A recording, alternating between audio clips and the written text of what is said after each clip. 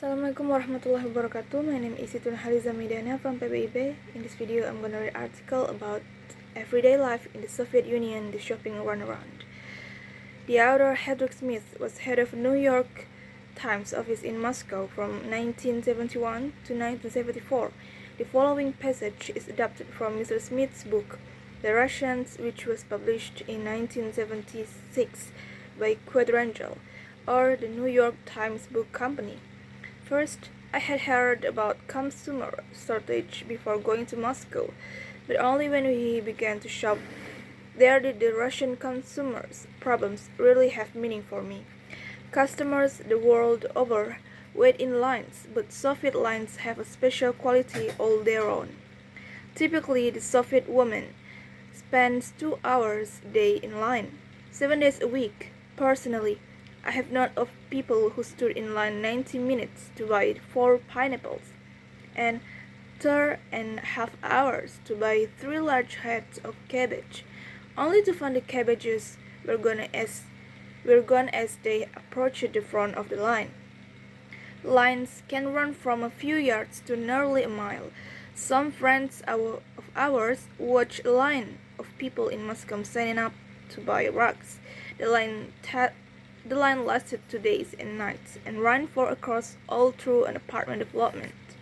Second, in spite of all of this, the natural reaction of Russian woman when she sees the line forming is to get in immediately, even before she knows what is being sold.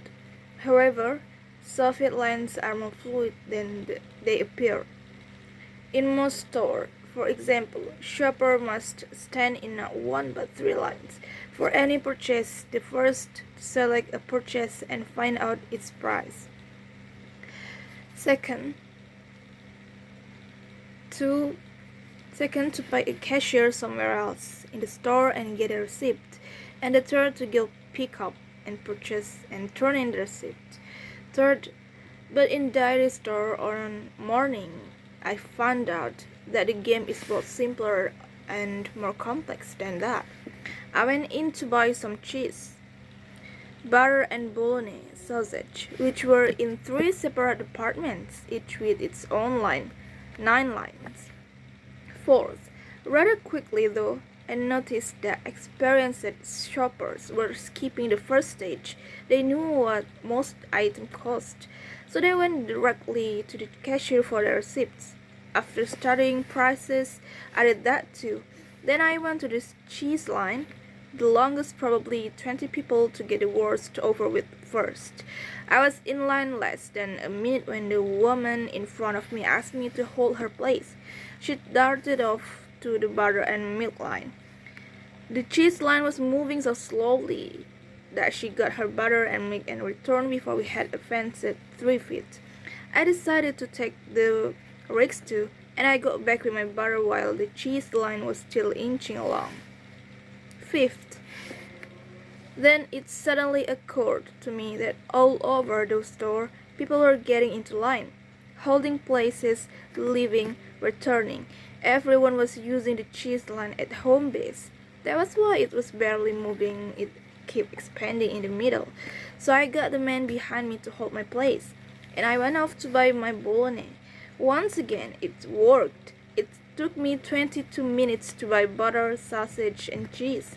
But instead of being furious, I felt as if I had beaten the system. Sixth, this competitive shopping gives an atmosphere of tension to Russian life. People barged into stores and bumped into each other with faces set in combative expressions. "You have to understand," said a kind gray-haired person, "that for as long as we can remember, shopping has been a struggle. Life is a struggle." Seventh, there is hardly any effective advertising to help shoppers. Americans complain about the constant commercial in the United States, but they might reconsider if they were exposed to the consumer boycott in Russia. A typical Soviet, it might be If you want to live to a ripe old age and beautiful, modest, true and truthful, drink tea. Most newspapers publish with ads. The shopper has no handy yellow pages or daily newspaper, market or department store ads to help her decide where to shop. 8. Bribery is widespread. Low paid $80 to $20 monthly. Sales clerks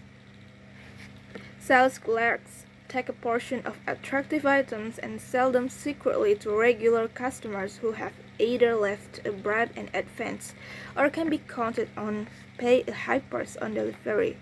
10 to 15 rubles on a 60 ruble raincoat is standard. In 1976, the ruble was equivalent to $1.32.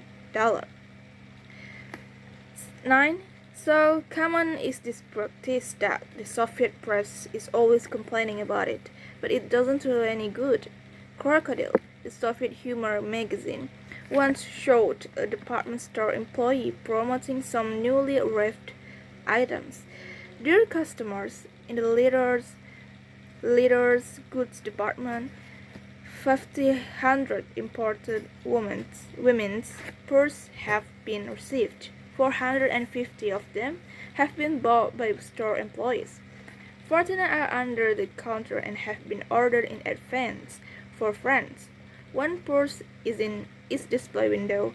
We invite you to visit the litter department to buy this purse.